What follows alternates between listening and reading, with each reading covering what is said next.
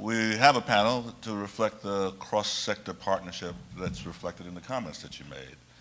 We have Annie Cappuccino, who is at Brown Admissions, specializing in recruiting students in science and mathematics. We have Lloyd Matsumoto from Rhode Island College, a science faculty member. We have Donald Farish, newly installed president of Roger Williams University. We have Sixia Devine, who's in regional business development and entrepreneurship at Johnson Wales. We have Victor Capian, who is deputy superintendent for school transformation in Central Falls. We have a good friend and colleague of mine, Dr. Todd Flaherty, who is the president and CEO of the College Crusade of Rhode Island. So together in this room, we have the solution if we have a shared understanding of how we collaborate to do this work, and that's what we want to push on. And I will give my colleague and an inspirational mentor of mine, although he's only a year older than me, the privilege of the first question. Right, and the question was one I asked you to begin thinking about. We all talk about pre-K through 20 or K through 16. We all have language that says something about how we connect, but what should be the standards when thinking about what it takes to have a substantive partnership among different institutions in a community? What should be the guiding principles or the criteria you use in evaluating whether the partnership really is having the impact you want to have, particularly since all of us use the word transformation so much? Right?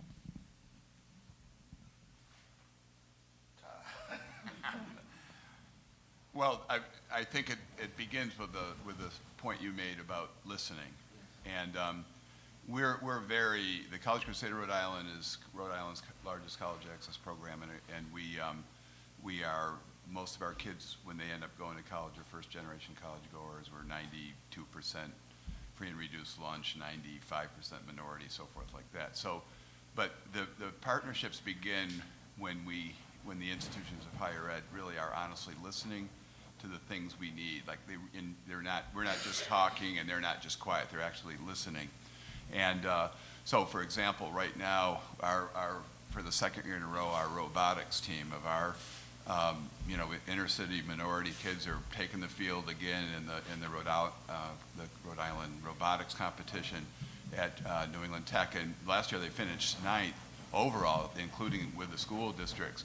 Brown University professors of engineering are our coaches, and I think we finished 2nd in the community partnership. We also have a big STEM program for our middle schoolers that is run by the University of Rhode Island, and the professors there come up and work with our kids. We go down there, and the families are invited, and the families get to go on campus and so forth. Johnson & Wales University gives us 25 Saturdays a year for our Saturday programs. This last Saturday we put about 1,000 kids, maybe 900 in different sites around the state, and it's all math and reading. And Roger Williams, President of Roger Williams, is here to speak. Our summer algebra camp, we pack up our inner city kids, all from Pawtucket, Central Falls, Providence, Woonsocket, and they go over to algebra camp. So they kind of have a different environment, a college environment. So, I mean, we couldn't possibly pay for that and buy those kinds of services, but they listen, and when you get people to listen and you tell them what your needs are of your kids, it ends up being a powerful partnership. People are going to continue on. I just want you can respond as you will, but let me challenge you as you do. I looked at the Rhode Island data for NAEP, the National Assessment Education Progress Report. It's the report card, right? You are about at the average for the country, which means that you have 3 levels. You have the basic, which is really basic. You have proficient, which means you have reasonable skills, and then you have advanced. Well, nowhere in the country do you have more than 5 to 10% with advanced, but you really want people to be proficient. Now, this is what I saw for 4th and 8th grade. The fact is that perhaps 20 to 40% of your 4th graders are below basic, all right, in math and science. And at most, you're talking about 25% at least proficient. And the 8th grade is the same level. And so the question becomes, since the majority of your children in your state, and it's average for the country, so it's not, the problem is the country has a challenge, right? The question is, as others speak, even with the activities, the wonderful activities that were mentioned, how do we get a higher percentage of our students of all races, at least at the level of proficient, since I'm saying if you look at the data for 4th and 8th graders, 2/3 essentially of all of your children in the public schools are not proficient in math, science, reading, and writing. There's the question for America and for you as you talk about partnerships. Victor, you want to respond to that? I would like to actually build on what Todd was saying and to take off from the question in terms of some of what we're doing in Central Falls. And so everybody knows the story of Central Falls, I believe, in this room and, you know, across the state and across the country. And so everybody wants to sort of come in and do something with Central Falls. And people aren't sure what they want to do, but everybody wants to sort of figure it out.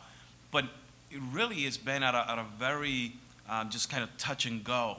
And it's been difficult to get many that are willing to really get a deep commitment, that are willing to really stay for the good, the bad, and the ugly, and really be able to commit not just resources in terms of bringing in your own dollars, but sometimes it's just thinking partners, sometimes it is space, and perfect that Todd is right here to my right, because we spent maybe the last year and a half working on a big grant and trying to really look at what we were going to do, and we didn't get it, but he's still at the table, and every single day he's invested in Central Falls for the long run. So that's the kind of partner that we're looking for someone to really invest in our students and somebody that's willing to go the long road with us. So let me ask you a question before I turn to the audience.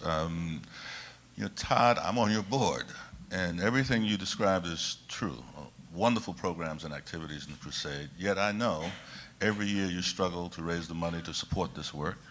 Every year you struggle to strengthen, in fact, and renew partnerships. And Victor in Central Falls, you just described a situation where you have lots of people who want to come and do what they want to do, but it's not necessarily organized in a systemic way and focused on the priorities that the school department and community identify. And